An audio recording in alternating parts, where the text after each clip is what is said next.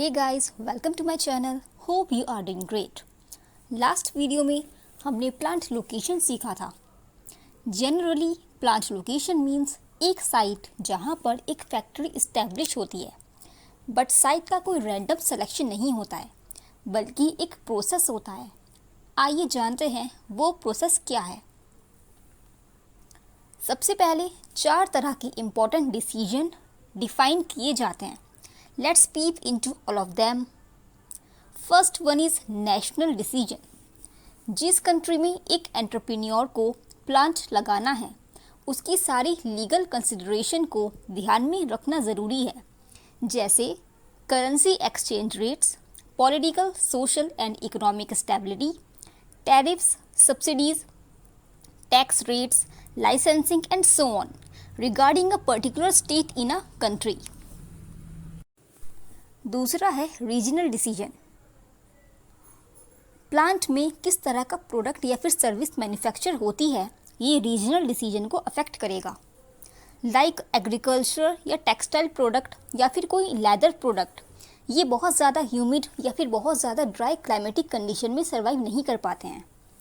एक particular area में average temperature कितना रहता है, बहुत ज़्यादा सनी है या कम धूप निकलती है, बारिश कैसी होती है, बहुत ज़्यादा है या फिर बादल सिर्फ गरजते हैं या बरसते भी हैं, ठंड कितनी होती है और कब कब होगी, स्नोफॉल रेयर है या फिर यूजुअल है।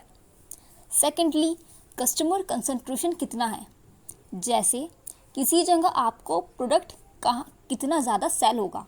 मोस्टली बिजनेस वांट्स कि लोकल में ही मैक्सिमम सेल हो, क्योंकि उससे फ्राइट चार्ज एंड टैक्स बच जाता है। सो प्रोडक्ट की सर्वाइविंग कैपेसिटी एंड डिमांड के बेस पर रीजनल डिसीजन लिए जाते हैं। Next one is community decision. इसमें आता है ट्रांसपोर्टेशन। देखिए, फिनिश्ड गुड्स को सप्लाई करने के लिए और रॉ मटेरियल लाने के लिए साइज़ के अकॉर्डिंग एक ट्रांसपोर्टेशन लाइन चूज़ की जाती है, जैसे रेलवेज़, रोडवेज़, एयरवेज़ और वाटरवेज़। जैसे कोल की सप्लाई ट्रेन में होती है, बट अगर प्लांट के पास कोई प्रॉपर रेलवे लाइन ना हो तो सप्लाई में प्रॉब्लम होगी। इसलिए जो ट्रांसपोर्ट अडॉप्ट करना है, उसका प्रॉपर नेटवर्क प्लांट लोकेशन के पास होना चाहिए।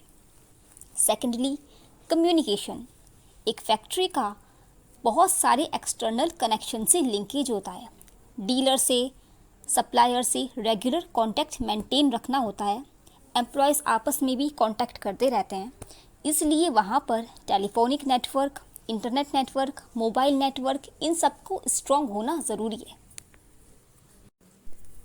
Last one is site decision.